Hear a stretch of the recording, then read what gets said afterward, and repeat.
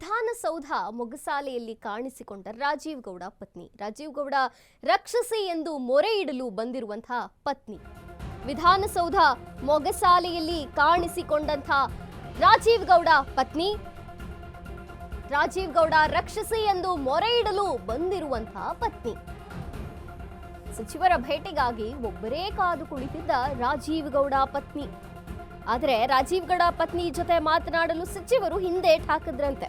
ಸಚಿವರಿಗಾಗಿ ಕಾದು ಕಾದು ಸುಸ್ತಾಗಿರುವಂತಹ ರಾಜೀವ್ ಗೌಡ ಪತ್ನಿ ಧಮಕಿ ಕೇಸಲ್ಲಿ ಸಿಲುಕಿರುವಂತಹ ಶಿಡ್ಲಘಟ್ಟದ ಕಾಂಗ್ರೆಸ್ ಮುಖಂಡನ ಹೆಂಡತಿ. ಪೊಲೀಸರ ವಶದಲ್ಲಿದ್ದಾರೆ ಈಗ ಕಾಂಗ್ರೆಸ್ ಮುಖಂಡ ರಾಜೀವ್ ಗೌಡ.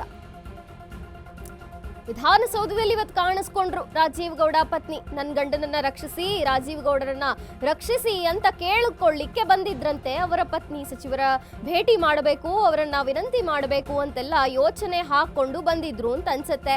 ಒಬ್ಬರೇ ಬಹಳ ಹೊತ್ತು ಕಾದಿದ್ದಾರೆ ವಿಧಾನಸೌಧದ ಮುಗಸಾಲೆಯಲ್ಲಿ. ಆದ್ರೆ ರಾಜೀವ್ ಗೌಡ ಪತ್ನಿಯನ್ನ ಭೇಟಿ ಮಾಡೋದಕ್ಕೆ ಸಚಿವರು ಹಿಂದೇಟು ಹಾಕಿದ್ರಂತೆ. ಸಚಿವರಿಗಾಗಿ ಕಾದು ಕಾದು ಸುಸ್ತಾಗಿದ್ದಾರೆ ರಾಜೀವ್ ಗೌಡ ಪತ್ನಿ. ಧಮಕಿ ಕೇಸ್ನಲ್ಲಿ ಸಿಲುಕಿರುವಂತಹ ಶಿಡ್ಲಘಟ್ಟದ ಕಾಂಗ್ರೆಸ್ ಮುಖಂಡ, ಪೊಲೀಸರ ವಶದಲ್ಲಿರುವಂತಹ ಕಾಂಗ್ರೆಸ್ ಮುಖಂಡ ರಾಜೀವ್ ಗೌಡ ಅವರ ಪತ್ನಿ. ಇವತ್ತು ದೃಶ್ಯಗಳಲ್ಲಿ ನೋಡ್ತಿದ್ದೀವಿ ನಾವು, ವಿಧಾನಸೌಧದ ಅಂಗಳದಲ್ಲಿ ಕಾದು ಕಾದು ಸುಸ್ತಾಗ್ತಿರುವಂತಹ ರಾಜೀವ್ ಗೌಡ ಪತ್ನಿ.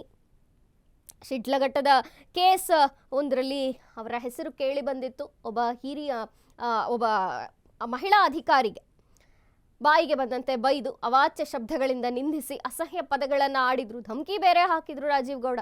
ಈಗ ಧಮಕಿ ಕೇಸ್ನಲ್ಲೇ ಪೊಲೀಸರ ಅತಿಥಿಯಾಗಿದ್ದಾರೆ, ಪೊಲೀಸರ ವಶದಲ್ಲಿದ್ದಾರೆ ಈ ಕಾಂಗ್ರೆಸ್ ಮುಖಂಡ. ಅವರ ಪತ್ನಿ ನನ್ನ ಗಂಡನನ್ನ ರಕ್ಷಿಸಿ, ರಾಜೀವ್ ಗೌಡನಿಗೆ ರಕ್ಷಣೆ ನೀಡಿ ಅಂತ ಸಚಿವರನ್ನ ಕೇಳಿಕೊಳ್ಳೋದಕ್ಕೆ ಇವತ್ತು ವಿಧಾನಸೌಧದಲ್ಲಿ ಕಾಣಿಸಿಕೊಂಡ್ರು.